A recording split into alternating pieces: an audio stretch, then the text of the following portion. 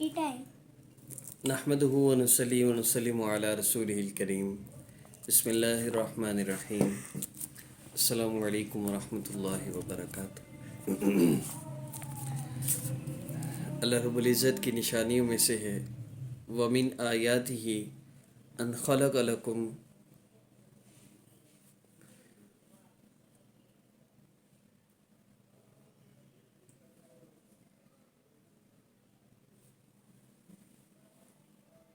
شاباش.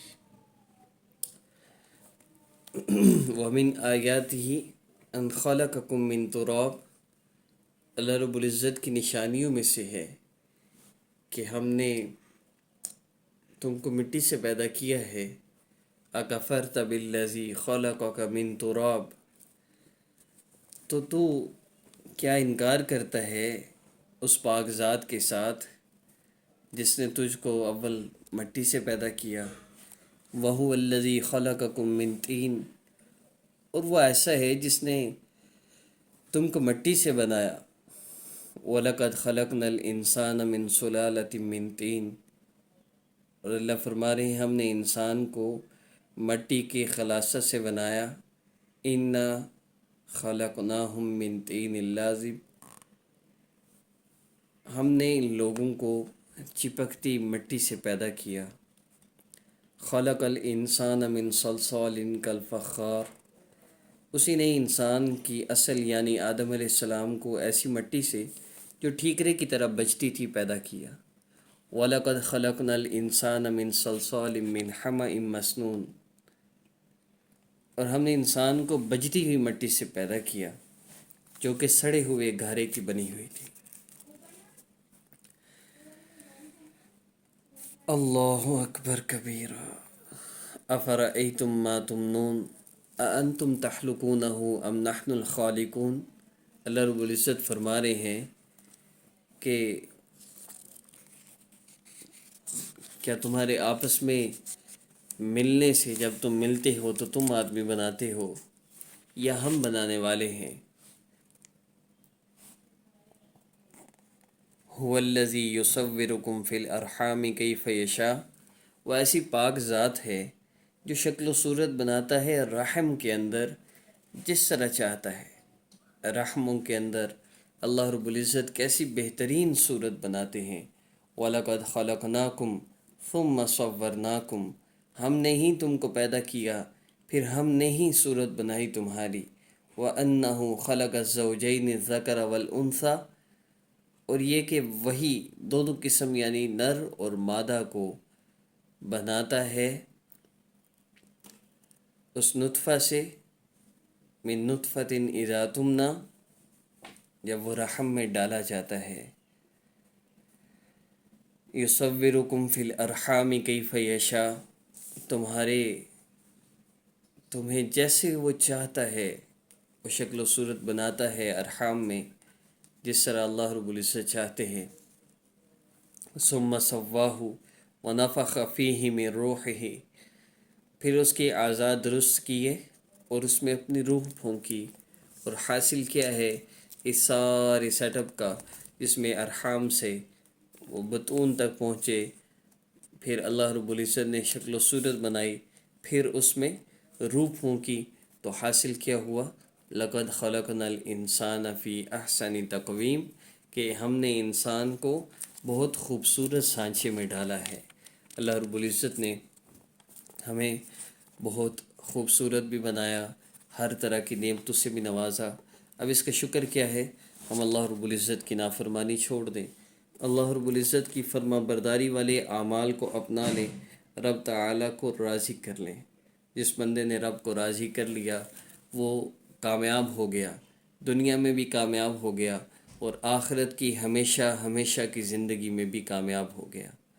اور جس نے اللہ رب العزت کو ناراض کر دیا وہ دنیا میں بھی ناکام اور آخرت کی ہمیشہ ہمیشہ کی زندگی میں بھی وہ ناکام ہو گیا. اللہ رب العزت سے دعا ہے اللہ پاک ہمیں کامیاب زندگی گزارنے کی توفیق عطا فرما دیں. ایسی زندگی جس زندگی کو گزارنے کے بعد شرمندگی نہ ہو. زندگی بے بندگی شرمندگی یہ ہماری زندگی نہ گزرے. ہم اللہ رب العزت کو راضی کر لیں اپنے ہر مسئلے کے لیے. جتنی بھی ہماری زندگی میں آنے والی پریشانیاں ہیں، تکلیفیں ہیں، ان کو راحت میں، ان کو سکون میں اگر ہم بدلنا چاہتے ہیں تو ہمیں اس راہ کو چننا ہے، اس راہ کو اختیار کرنا ہے، اس راستے کو چننا ہے جو راستہ حضرت محمد صلی اللہ علیہ وآلہ وسلم نے دکھلایا ہے. جس راہ پر آقا پاک صلی اللہ علیہ وسلم اور صحابہ چلے ہیں، ہمیں اسی راہ کو اپنانا ہے. ان اعمال کے ذریعے، جن اعمال کے ذریعے آقا پاک صلی اللہ علیہ وسلم اور صحابہ نے اللہ رب العزت سے اپنے مسائل کو حل کروایا ہے، ہم نے ان اعمال کے ذریعے اللہ رب العزت سے جڑ جانا ہے اور اپنے مسائل کو حل کروانا ہے. اسی میں میری آپ کی دنیا آخرت کی کامیابی ہے. آج کے عمل کی ترتیب عرض کر دوں. عمل کی ترتیب مختصر ہے لیکن اس کی افادیت بہت زیادہ ہے. ہمارے عمل کے چند حصے ہوتے ہیں.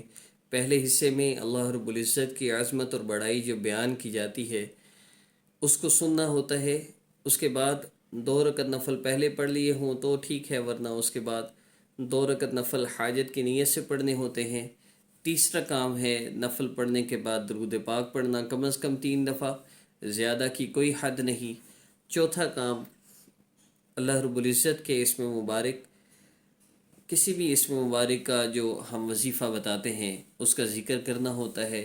اور پھر اس کے بعد 5واں کام دعا کرنا ہے، اور 6ٹھا کام پھر 3 مرتبہ درود پاک پڑھنا ہے. آج کے عمل میں آپ کسی بھی حاجت کے لیے، کسی بھی مقصد کے لیے، کسی بھی پریشانی سے نجات کے لیے کوئی کام ایسا ہے اٹکا ہوا ہے، رکا ہوا ہے، وہ کام ہو نہیں رہا، اس مقصد کے لیے آپ کرنا چاہتے ہیں، آپ کر سکتے ہیں. اس عمل کو ترتیب وہی ہوگی جو اللہ رب العزت کی عظمت اور بڑائی بیان کی، یہ تو آپ نے سن لی. اس کے بعد آپ نے 2 رکعت نفل پڑھنے ہیں. اس کے بعد 3 مرتبہ آپ نے درود پاک پڑھنا ہے.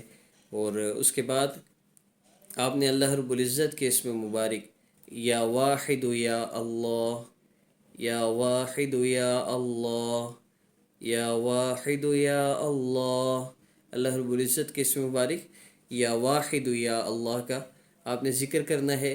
کم از کم 70 مرتبہ لازمی کریں. جب تک آپ کے دل کی کیفیت نہ بدلے آپ کرتے رہیے. 70 مرتبہ اس کی تعداد ہے.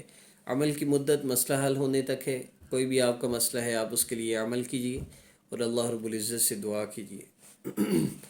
اور جب عمل آپ کر لیں تو دعا کم از کم 5 منٹ ہونی چاہیے. اللہ رب العزت کے جو احسانات ہیں ان کو یاد کیجیے، شکر ادا کیجیے، پھر اللہ سے مانگیے. اللہ آپ نے اتنے احسانات فرمائے، ایک اور احسان فرما دیجیے، میرا یہ مسئلہ ہے، میرا یہ مسئلہ حل فرما دیجیے. اور آخر میں کم از کم 3 مرتبہ درود پاک پڑھنا نہ بھولیے گا.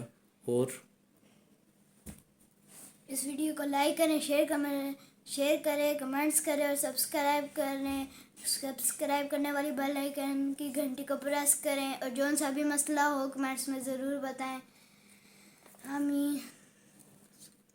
السلام علیکم رحمۃ اللہ وبرکاتہ. ورحمۃ اللہ.